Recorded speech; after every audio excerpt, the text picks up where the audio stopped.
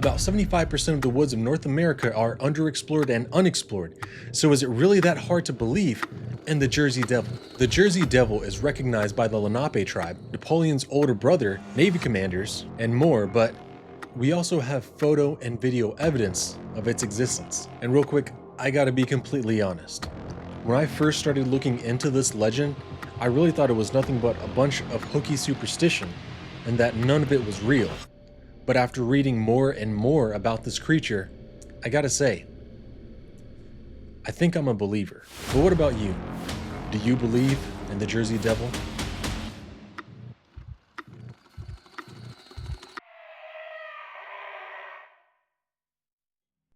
This creature has been spotted multiple times over centuries, and naturally, we don't have any real photo or video evidence aside from what I'm going to bring you at the end, but I will be going over some encounters of this creature despite our lack of evidence. However, if you've been watching the channel for a little while and you've been swayed over to the belief of little people in the woods, or a very large primate or superhuman if you prefer, then taking a step over to believing in the Jersey Devil is not too far-fetched. But let's just start with the most popular version of how this creature came to be, with its mother, a human. Jane Mother Leeds was a stay-at-home mom in 1735. At this time, fathers were not very involved with the raising of children, and her husband was no exception. He would often be off for long bouts of time to financially provide for his huge family of 12 children and his wife, who was now pregnant again with a 13th child. While at home, it's said that Jane Leeds was in charge of absolutely everything it took to take care of 12 children. She cooked, cleaned, changed diapers, kept them from getting into trouble. And let me just say, my son is 8 months old now, and I'm just assuming they had one after another, meaning the oldest child was about 12 years old. And I doubt they were of much help. Having 12 little rugrats running around and crawling and crying sounds like absolute chaos. And now, here she is, pregnant with a 13th child. Well, as you can imagine, she was fed up with this. She couldn't take it. She was taking care of the house, the food, the firewood, the wellness of herself and kids, and she was soon going to have a newborn in the home. She absolutely lost it, and in a moment of frustration and weakness, she screams out, "Let this one be the devil." And with this phrase, she inadvertently put a curse on the child. I'm not entirely sure how this works or why it worked, but saying this phrase on a 13th child along with whatever else was going on in the house caused this child to turn into what we know of as the Jersey Devil. When the baby was born, it grew wings, hooves, horns, and a tail. The beast shook itself off the way that a dog does after a bath. Fetal fluid and blood splattered everywhere. Then it scurried up the chimney and flew off into the night air. And of course, there are variations of how this creature came to be. The next most famous version is that when Jane's husband came back home, the two had relations, and then he left in the morning. Except, it wasn't her husband. It was the devil himself, from which the Jersey Devil was born.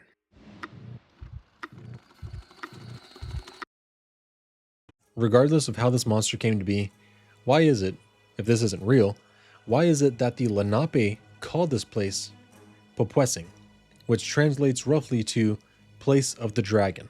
I tried looking for more information on this, but it's not as easy as getting legends from Cherokee folklore. But I gotta say, when you hear about dragons in any legend, whether it's about the Pine Barrens or old stories about holy men or knights slaying dragons, it's almost always referenced as such because the word dinosaur wouldn't be invented until 1841. So anything before then would be something we very well may classify today as a dinosaur. However, diminishing this into a simple "it was a dinosaur" explanation is highly unlikely. Since it was seen around the early 1700s, it really shouldn't be alive for 300 years later. Yeah, there's some species that can live for hundreds of years, but we're not talking about a lobster or a tortoise. We're talking about something so fierce, it's been said to be the bastard son of the devil himself.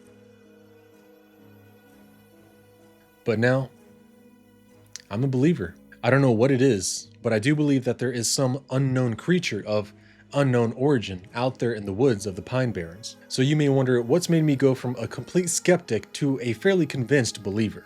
Well, the sighting of modern-day folks paired with what the Swedish explorers had called this area, Drake Kill. This, as some of my fellow nerds will know, means Dragon River. Or just to be specific, Drake means dragon, and Kill means arm of the sea. So let's start these encounters with Napoleon's older brother, Joseph. Joseph Bonaparte was the big brother of the famed Napoleon. But even more important is that he was a lawyer, statesman, and a diplomat. He was also made king of Naples, and then later king of Spain. All of this matters because I want you to understand that he was a very qualified and intelligent individual. After the fall of Napoleon, he made his way to the United States. It's said that Joseph had seen the Jersey Devil in 1812, but this is most likely a typo or a mistake, if this encounter truly did happen. Somewhere along the way, while in New Jersey, Joseph was out hunting near Bordentown when he spotted this creature. Nothing else is known about it, other than that Joseph had seen it. Things seemed to have calmed down after this singular event, until 1909, when Navy Commander Stephen Decatur reportedly saw the creature and shot it. In 1909 alone, there was over 1,000 eyewitnesses of the Jersey Devil in South Jersey. Stephen Decatur and his crew were testing cannonballs at Hanover Mills Works in the Pine Barrens when they accidentally shot the Jersey Devil. The cannonball left a huge hole in the creature, but it didn't seem to have any real effect, aside from the gaping hole, of course. But otherwise, this creature didn't die. After this, strange tracks were being seen in the Pine Barrens. They had brought out bloodhounds to track down this creature, but once they got its trail, they didn't want to follow. Things were so bad that they kept kids home so that way they could be safe. And after this sighting kind of happened haphazardly, in 1927, a taxi driver saw a winged creature stomping on the hood of his cab while he was changing a tire. And then this thing disappeared until the 1960s, at which point a group of wealthy merchants were offering $250,000 for the capture of the Jersey Devil, dead or alive. At this time, residents heard ungodly screaming in the woods at night, and the police came out to say, "Don't worry folks, it's all just a big hoax," which I gotta say is really suspicious. If any form of official authority comes forward to tell you an imaginary creature isn't real, then it sounds as though it just might be. You see, I'm not out here warning you about snark gluffalos, am I? It's because they don't exist, I just made it up. But then in 1972, there was another sighting of something. It may have been the Jersey Devil or something else, but here's what happened. In 1972, Mary Christensen was driving from Blackwood to Glassboro when she says she saw a huge figure crossing the road about 25 feet behind her car. She described the figure as standing taller than the average man, with thick haunches like a goat and a huge woolly head. Then, in 1980, a pack of pigs had been killed. Their bodies were scratched and torn while the back of their heads were eaten. And the most peculiar part of this is that there weren't tracks around the pigs aside from the pigs themselves.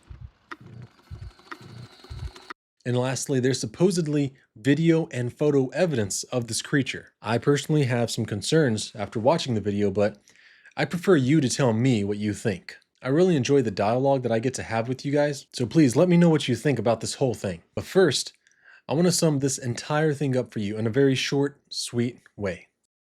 In 1735, the Jersey Devil is born into this world. By what means it did so, ultimately remains a mystery. In the 1800s, Joseph Bonaparte spots the Jersey Devil while out on a hunting trip. 1909, over 1,000 sightings of this creature are reported, and a cannon is fired at it.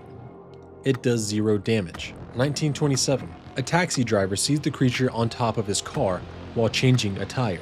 In the 1960s, a reward is offered for the delivery of the Jersey Devil, dead or alive. 1972, a large creature with a woolly head is seen walking across the road in Mary Christensen's rear view mirror. In 1980, the Jersey Devil is credited with the unusual deaths of a pack of pigs. No animal tracks were ever found. And now here's the evidence. I do have my own reserves about this, but what do you think?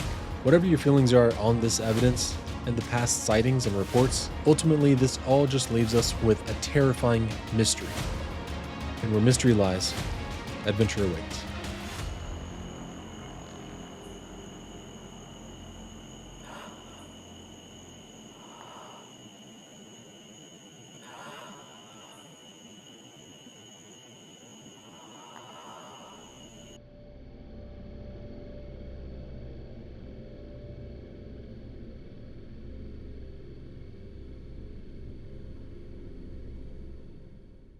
If you like what I do and want to help support me, then the best way to do that is by joining the community on Patreon. I post when I can, and it goes a long way in supporting the channel. But if you're not into that, then just check out this video YouTube seems to think you'll love, and I'll see you there.